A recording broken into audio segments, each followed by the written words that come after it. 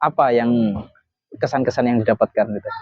Yayasan kita selalu bilang kalau Anda sedang marah, maka tinggalkan anak-anak. Oke. Bismillahirrahmanirrahim. Teman-teman semuanya, hari ini alhamdulillah kita kedatangan teman, sahabat ya. Beliau ini juga sebagai pengajar, bisa dikatakan pegiat dalam dunia pendidikan. Ya, kita betul. sapa dulu. Selamat siang. Ya, siang. Assalamualaikum. Pak Huda. Assalamualaikum, supaya islami gitu. Iya betul. Kebetulan setelan kita hari ini setelan islami. Islami. Betul. Apa kabar Bapak Huda? Alhamdulillah baik.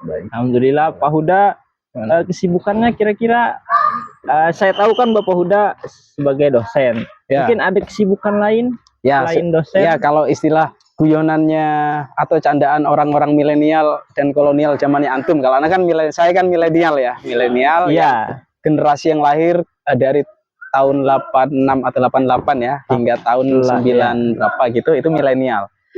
Ya kalau Pak Ilyas kan kolonial ya, karena lahir tahun 85. Oh tidak. Saya di bawahnya. Di bawahnya. Ya, Oke. Ya, walhasil candaan kaum milenial itu adalah ketika ditanya profesinya apa, itu pengacara, pengangguran, banyak acara. Ya, kebetulan kita masih aktif di dunia pendidikan di salah satu perguruan tinggi. Alhamdulillah kita sekarang bisa bersua kembali setelah sekian tahun, walaupun kita dulu satu angkatan ya, satu angkatan di perguruan tinggi yang sama. Tapi karena kesibukan masing-masing seperti yang tadi Anda sampaikan, ya kita nggak bisa selalu kongko-kongko bersama, dan alhamdulillah hari ini kita sempat ketemu bareng. Ini luar biasa, suasananya bagus sekali ini Pak Ilyas.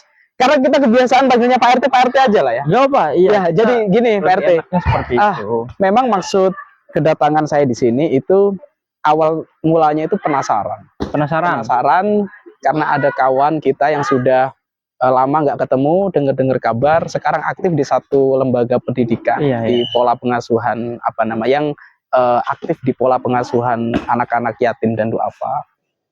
Dengar aktif sudah sekian tahun. Kalau boleh tahu sudah berapa lama di lembaga pendidikan yatim duafa? Iya, terima kasih. Sebelumnya saya ucapkan terima kasih ke Bang Huda ya. Kita biar lebih akrab panggil Bang Huda saja. Siap.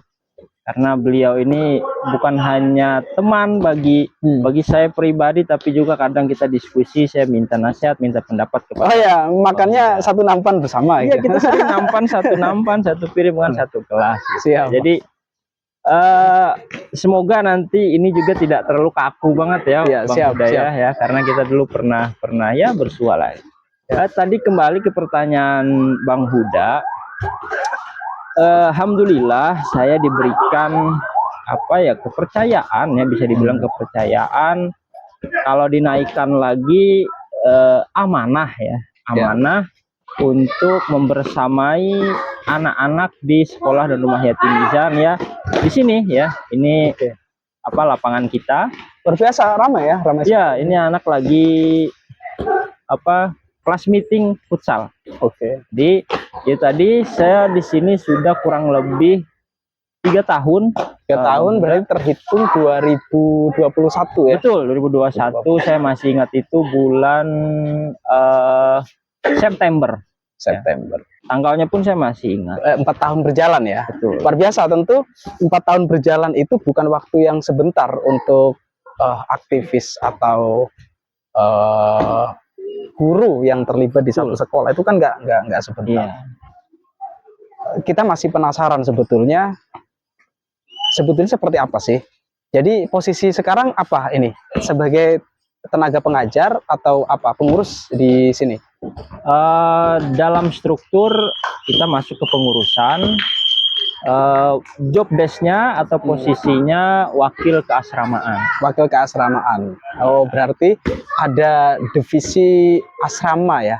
Betul. Jadi ini kan bukan hanya sebatas rumah yatim, tapi juga ada sekolah. Maka nama lembaganya pun Sekolah dan Rumah Yatim Mizan. Oke, artinya unit ini membawahi sekolah dan asrama. Betul. Oh, jadi Pak RT ini ada di asrama, unit asrama ya. Betul. Oke. Jadi kalau bisa juga dibilang tadi antum Pak RT ya mungkin Pak RT asrama. Oh, Pak RT-nya ya, iya. Gitu. Betul. Baik, ini menarik sekali ya Pak RT ya. Kita sama-sama tahu lah ya, walaupun sudah sekian tahun kita mengenyam pendidikan di perguruan tinggi itu, kalau nggak salah ya kita lulus tahun 2015 ya. Iya. Kalau Pak RT ini sepertinya lulus tahun 2011 ya kalau nggak salah ya.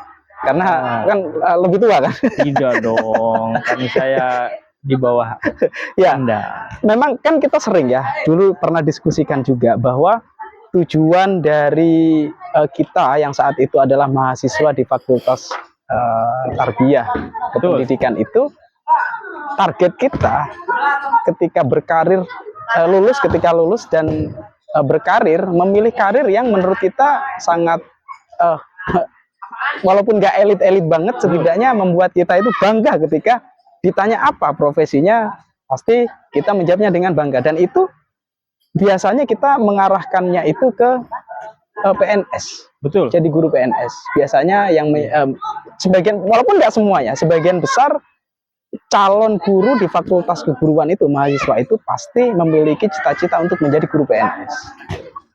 Seperti setiap tahunnya kan kita perhatikan yang mendaftar itu sekian kali lipat dari kuota yang disediakan oleh pemerintah, baik CPNS-nya kah atau P3K kan seperti itu. Walaupun saya belum paham ya tentang sistem itu. Tentu bagi teman-teman yang mau aktif di lembaga pendidikan di pola pengasuhan anak yatim dan duafa ini,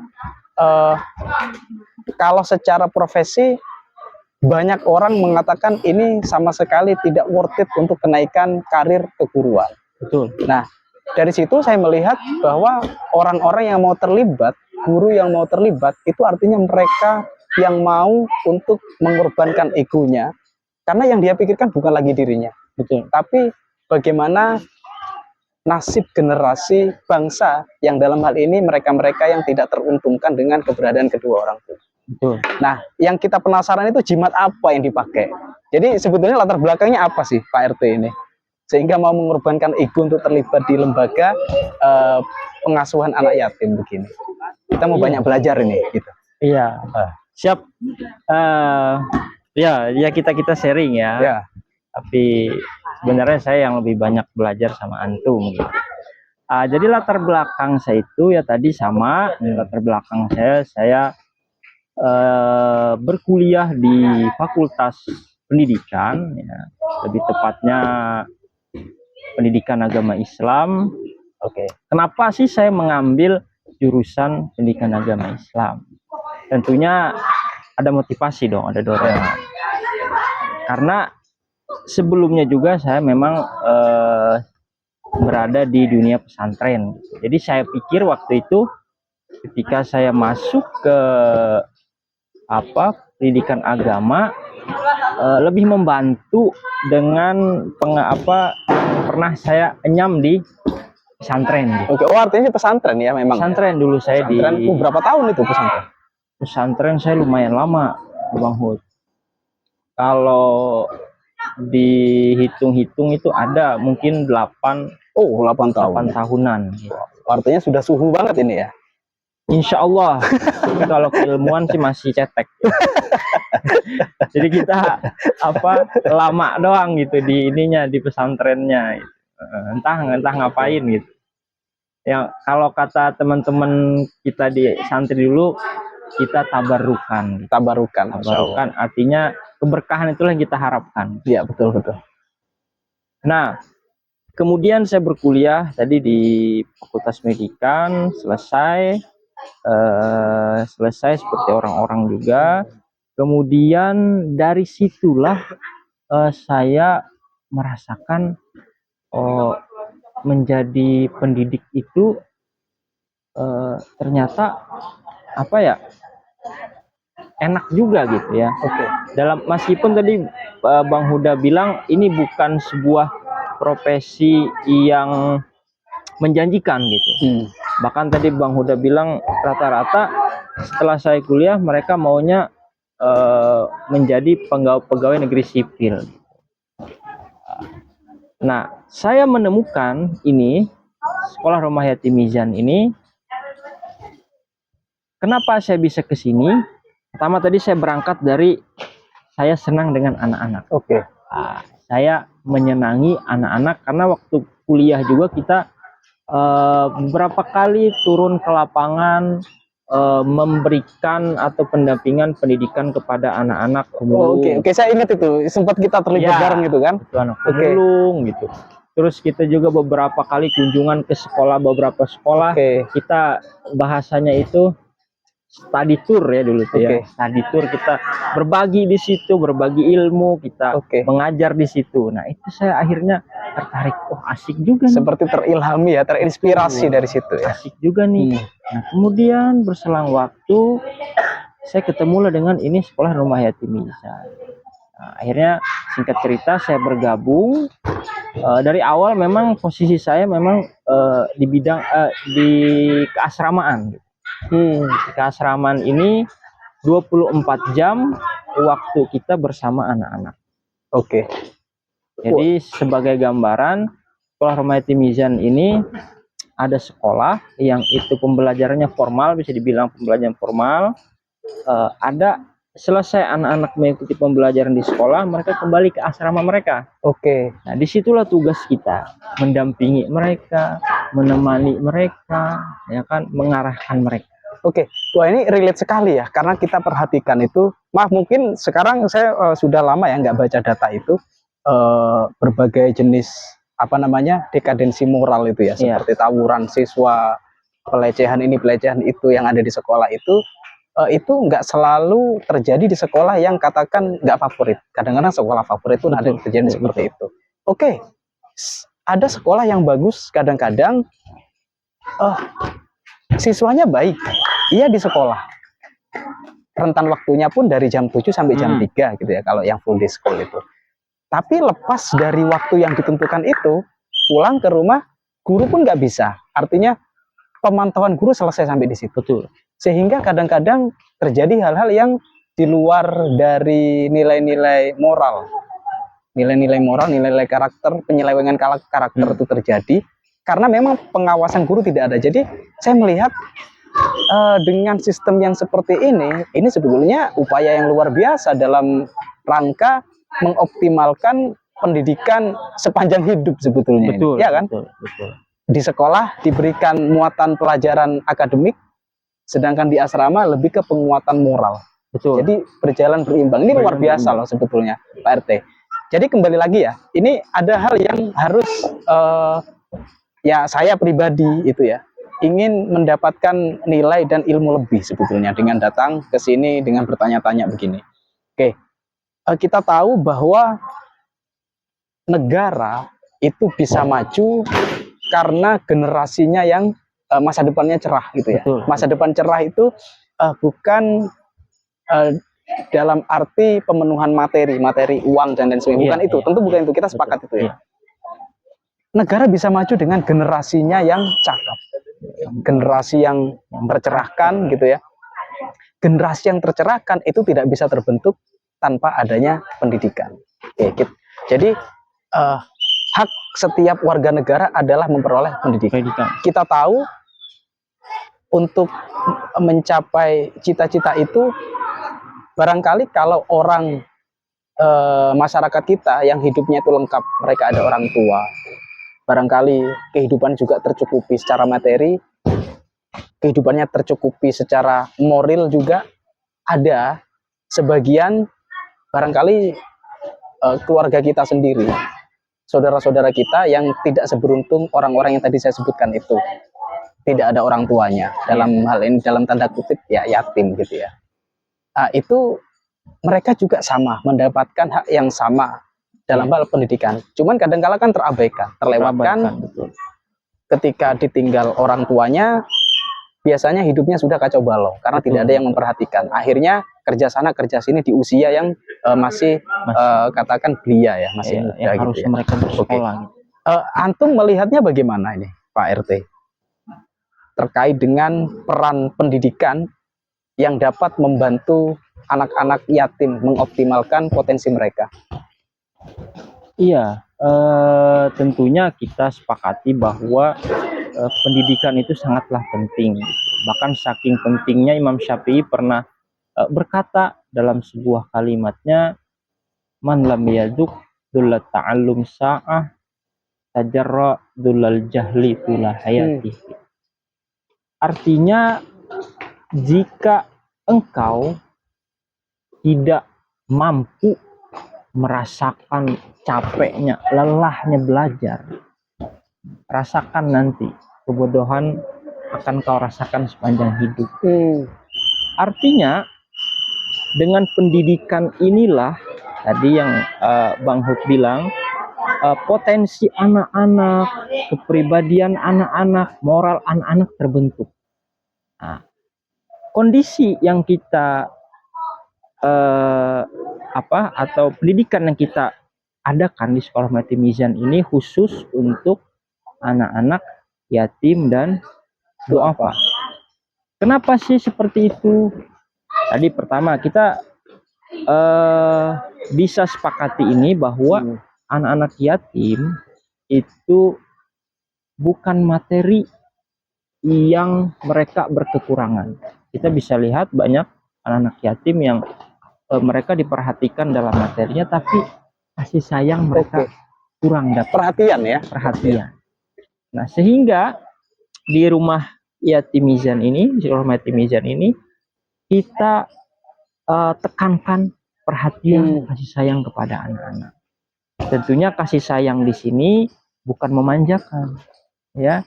Kita bimbing mereka, kita asuh mereka, bahkan kita setting ini asrama serasa di rumah. Nah, artinya mereka silahkan bertingkah laku, berkelakuan, tetapi ini loh ada tuntunan-tuntunan yang baik untuk kalian. Nah, seperti itu kira-kira. Oke, memang menarik ya. Kalau kita perhatikan, nggak semua kok anak yatim itu miskin, maaf ya. Betul. Miskin, karena memang ada beberapa anak orang kaya gitu ya. Kemudian maaf orang tuanya meninggal, bapak atau ibunya. Secara materi tercukupi, tapi tidak dengan perhatian. Betul. Makanya sering ya kita saksikan anak-anak yatim itu kadang-kadang tingkat kenakalannya lebih tinggi daripada yang nggak yatim. Apakah itu dekandensi moral? Enggak. Karena memang ada yang minus dari mereka. Betul. Kalau anak dengan orang tua yang masih lengkap, barangkali ketika melakukan sedikit kesalahan langsung ada yang mengawasi, ada yang menasihati. Nah, tidak dengan mereka. Betul. Maka barangkali ini ya peran yang harus diisi ya sama pegiat atau bahkan guru-guru di sekolah umum juga mesti memperhatikan itu. Jadi tidak langsung mengklaim ketika ada anak-anak yang katakan tadi itu melakukan perbuatan nakal sehingga tidak dijudgement bahwa dia nakal. Betul. Padahal sebetulnya dia adalah kekurangan daripada kasih sayang itu. Betul. Jadi memang arahnya ke sana ya Pak RT ya. Iya, memang kan kita tahu bahwa anak-anak seusia SMP atau bahkan baru lulus dari SD itu kan keingintahuan mereka sangat tinggi gitu ya. Mereka pengen mencoba segala hal sesuatu yang menurut mata orang dewasa kadang yang mereka lakukan itu sebuah kesalahan. Tapi bagi mereka itu hal yang wajar. Nah, terus posisi kita apa gitu? Nah, kita temani mereka, kita dampingi mereka biar mengarahkan keingintahuan mereka ini pada hal yang positif ya, yang positif, yang tepat. Nah, tentunya kita tidak pernah menyalahkan mereka, bahkan memarahi mereka tidak. Bener ya, nggak ada marah-marahan gini ya? Tidak. Nggak ada ya. Baik, bisa ditanya. Tentu Pak RT ya, untuk melihat situasi kondisi seperti itu, tentu bagi teman-teman guru yang terlibat di sini termasuk barangkali ya Anda lah ya sebagai salah satu staf pengajar juga, ketika mendapati murid-murid yang sebagian besar bahkan keseluruhan gitu ya yatim gitu dengan tadi yang seperti kita perbincangkan, tentu tidak mudah. Betul. anak-anak yang sudah terbiasa katakan tidak disiplin, kita akomodir menjadi satu dalam satu kelas gitu ya, kita ajarkan, pasti kan tantangannya berat sekali itu. Betul. Solusi-solusi gimana itu kalau dalam pembelajaran itu? Nah, ini jadi ini kan kita bersinergi ya. Kita bersinergi, sekolah dan asrama itu bersinergi. Bersinergi dalam apa? Dalam membimbing, mendidik anak-anak. Nah, jamnya berbeda. Sekolah kan dari pagi sampai sore sampai nanti ketemu pagi lagi, itu jamnya asramaan. Nah, tentunya apalagi kan anak-anak di sini tuh kan datang dari berbagai daerah yang berbeda-beda. Otomatis dong dari kultur, budaya, bahasa pun sudah berbeda.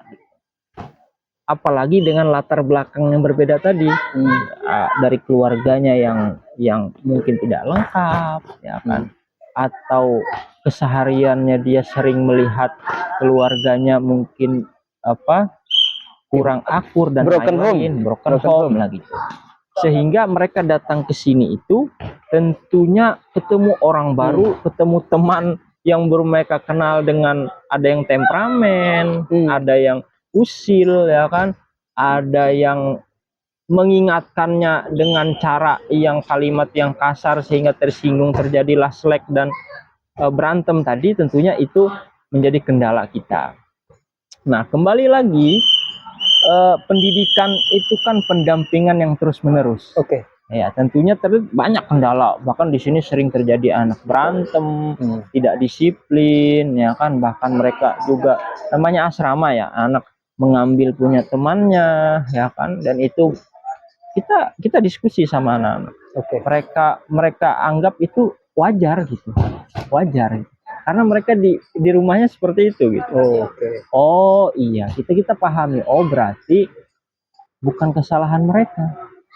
Lingkungan ya, yang memaksa mereka menjadi seperti itu ya. Sehingga kita temani mereka, kita dampingi mereka, kita pelan-pelan, kita terus menerus ya. Tadi pendampingan itu kan tidak bisa seminggu, 2 minggu, sebulan, ya kan, tidak bisa, bahkan setahun, terus menerus. Oke, luar biasa. Kita jeda dulu kali ya. Baik, itu menarik sekali ya Pak RT ya. Tentu dari penjelasan yang tadi Anda sampaikan itu membuat semestinya ya. Iya. Teman-teman yang berkarir sebagai guru di tempat lain ya secara umum itu, saya mikir ini perjuangan yang melebihi mereka ini. Tentu tidak cukup, tidak hanya bergerak di ranah administratif. Betul. Karena ini all out ini ya. Upayanya benar-benar, karena tadi ya fokusnya itu benar-benar mengembangkan bagaimana pola pembelajaran yang kreatif. Ya bayangkan saja setiap hari kalau misalnya tidak diimbangi dengan pembelajaran yang kreatif, saya pikir itu, saya yakin ya bahwa teman-teman siswa ini ya jenuh. Betul, itu dengan long life education gitu ya. Pagi, sore, bahkan malam ya kalau ada kegiatan pembinaan itu di asrama, barangkali kalau tidak disajikan secara kreatif, saya yakin bakal jenuh itu. Dan artinya ini adalah tantangan tersendiri untuk teman-teman guru yang bertugas di sini. Kemudian ini pertanyaan lanjutan Pak RT. Tadi dijelaskan ada program akademik ya di sekolah. Betul. Itu dilaksanakan di siang, pagi sampai siang. Kemudian di sore, maghrib sampai agak sedikit malam lah ya. Betul. Itu ada kegiatan penanaman karakter. Kita penasaran, ingin tahu bagaimana sih mengintegrasikan nilai-nilai keagamaan dan sosial di lingkungan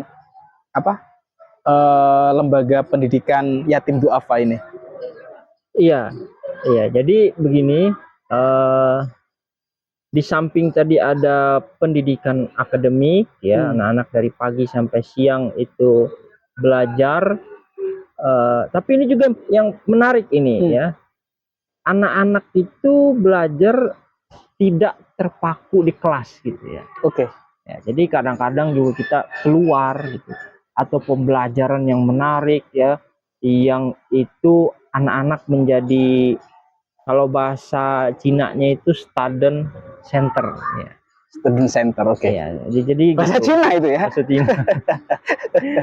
Bahkan kadang juga kita field trip ya kan, jadi tidak hanya terpaku pembelajaran di kelas, dan itu mengasihkan gitu. Wah, itu mewah sekali loh, itu bisa field trip itu.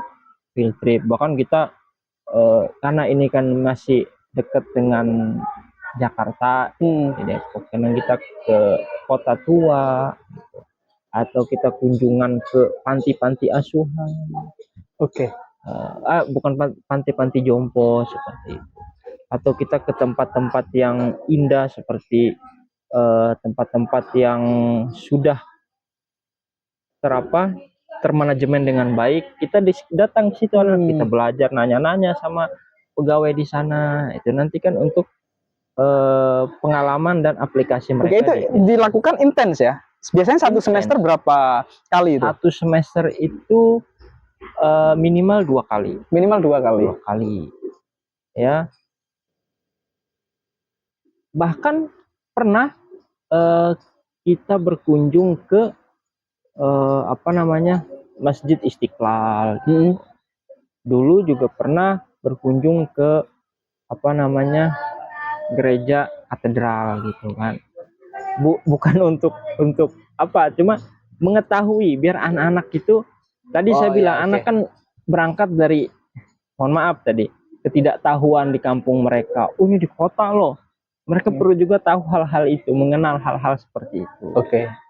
Nah, terus tadi pertanyaan Bang Huda, agama dan sosial. Anak-anak ketika mereka tadi di jam sore menjelang maghrib, anak-anak itu biasa berjamaah bersama kita, kemudian ada doa-doa dan zikir yang kita dawamkan ke anak-anak. Malam juga ada kelas-kelas malam itu.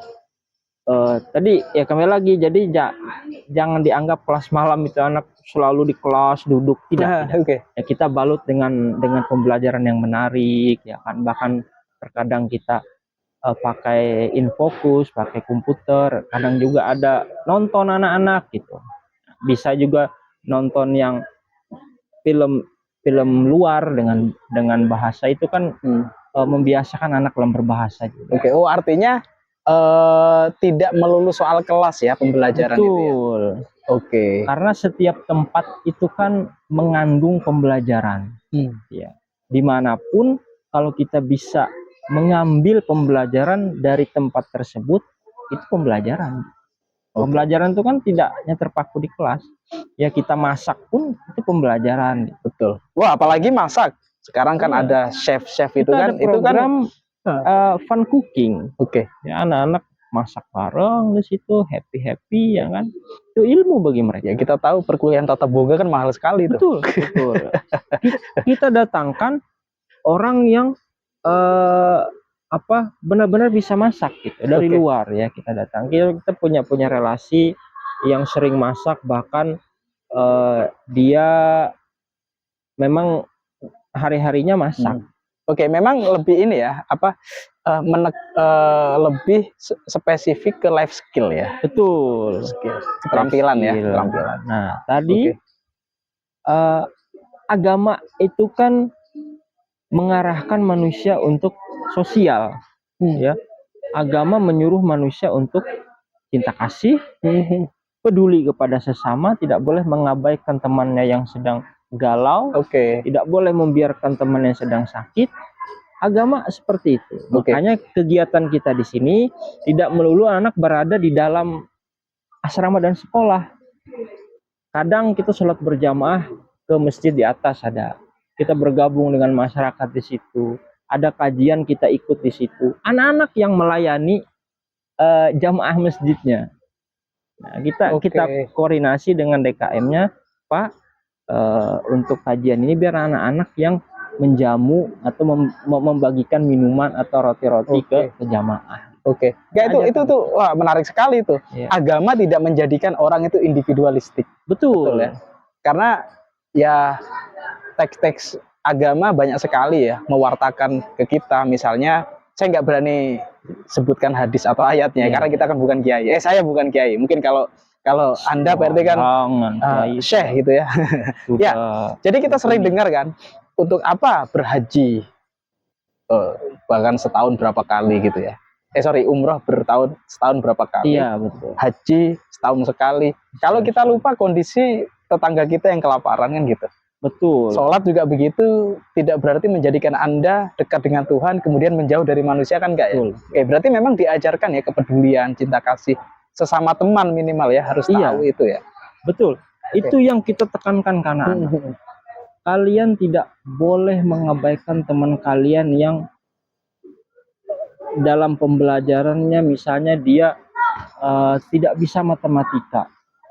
Kalian yang bisa wajib mengajarkan. Sharing ya. Iya, wajib. Bahkan ada teman yang sakit, haram hukumnya kalian membiarkan teman kalian sakit. Seperti itu, sebegitunya gitu. Jadi itu tuh terbentuk di karakter anak-anak dengan sendirinya. Ketika ada teman yang sakit, ada yang ngambilin nasi, ada yang ngambilin obat, ada yang mijitin, dengan sendiri itu terbentuk. Nah, itulah apa kebahagiaan tersendiri bagi kita ketika anak kita udah bisa seperti ini. Ini sudah menjadi miniatur sosial ya ini ya. Betul. Di samping juga kita mengajarkan disiplin, kejujuran, kan, seperti itu. Nah, ini penting ya, Pak RT ya. Barangkali apa sih, pernah nggak dapat kesan-kesan selama sekian tahun terlibat di pendidikan anak-anak yatim ini? Apa yang kesan-kesan yang didapatkan gitu? Ya, pasti banyak hal yang pengalaman pribadi gitu ya. Iya, banyak hal yang kita alami. Bahkan saya pribadi ke anak-anak, mungkin semua teman-teman atau pembina atau guru yang berada di sini punya pengalaman masing-masing bersama anak-anak. Tentunya tadi tidak mudah membuat anak-anak itu merasa nyaman dengan kita. Ya kan, itu butuh waktu yang panjang. Ada anak-anak yang cepat akrab dengan kita, ada anak-anak yang lambat akrab dengan kita. Bahkan adaptasinya lama ya. Bahkan saya tidak menafikan sampai saat ini ada beberapa anak yang belum lepas sama saya gitu. Ya. Nah, terkait momen-momen yang tadi, ada suatu hari jadi gini,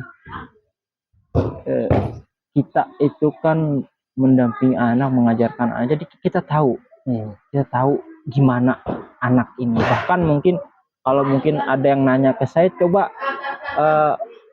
Pak Ilyas, Anda jelaskan anak-anak ini satu-satu. Saya bisa menjelaskan satu-satu. Oh, si A ini begini, si B. Nah, pada suatu ketika anak ini apa ya bahasanya itu, saya mencari bahasa yang pas. Selama kita mendampingi dia itu kurang lah ya, respon dia itu kurang untuk hal-hal yang kita ajarkan. Suatu ketika ada sebuah kejadian temannya berantem, bukan dia yang berantem, temannya berantem. Dia datang di situ, dia lerai teman-temannya, bahkan dia kasih solusi ke teman-temannya. Kemudian dia datang ke kita, dia bercerita ke kita, dia sampaikan ke saya pribadi, ke saya gini. Banyak dia cerita. Kemudian dia mengeluarkan, mau saya begini mister, anaknya begini. Nah, itu yang bagi saya, nah ini yang kita mau tuh seperti ini. Anak-anak itu kan kita suruh mereka untuk kreatif, kita pandu mereka untuk kreatif. Ini mereka, tadi misalnya ada kejadian seperti ini, gini, mereka bisa tuh menjelaskan, dan mereka mau depan gini gitu. Nah, itu yang membuat saya terharu. Saya gimana ya, itu tuh merasa tapi barangkali begini, lah, kecakapan komunikasi gitu ya. Kadang-kadang memang nggak semua orang berani menyampaikan itu kalau tidak merasa dekat. Nah, Iya, barangkali ke Pak RT juga kadang-kadang ya nyari Mr. Ilyas atau Pak Ilyas. Kenapa? Karena nyamannya sama Pak Ilyas. Barangkali kan ada kesan khusus yang buat mereka tersentuh. Mungkin ketika berinteraksi dengan ya antum gitu kan. Iya. Nah, itu harus jadi poin bahwa mereka itu butuh pendekatan atau sentuhan yang soft yang menyentuh ke mereka gitu ya. Betul. Dan itu memang harus dilakukan ya. Harus. Jadi nggak bisa menyamaratakan satu anak dengan yang lain. Karena kita nggak bisa memberangkatkan siswa dari satu start yang sama dengan finish yang sama. Betul. Kan setiap orang berbeda-beda ya. Iya. Baiklah, Pak RT mungkin ini pertanyaan terakhir ya. Pertanyaan terakhir supaya tidak terlalu panjang. Betul, betul. Nanti kita tentu banyak ya yang masih harus saya gali sebetulnya. Betul. Terkait ini Pak RT, apa kira-kira pesan yang bisa disampaikan barangkali untuk ya khususnya saya pribadi, untuk teman-teman juga yang barangkali berprofesi sebagai guru ya, profesi sebagai guru atau pegiat pendidikan dan aktivis pendidikan. Iya, bisa ya, ini mungkin pesan kalau memang bisa ini diambil hikmah atau pesan ya. Tentunya ini pesan untuk diri saya pribadi. Pendidikan atau mendidik itu semua kita ini pendidik. Semua kita pendidik.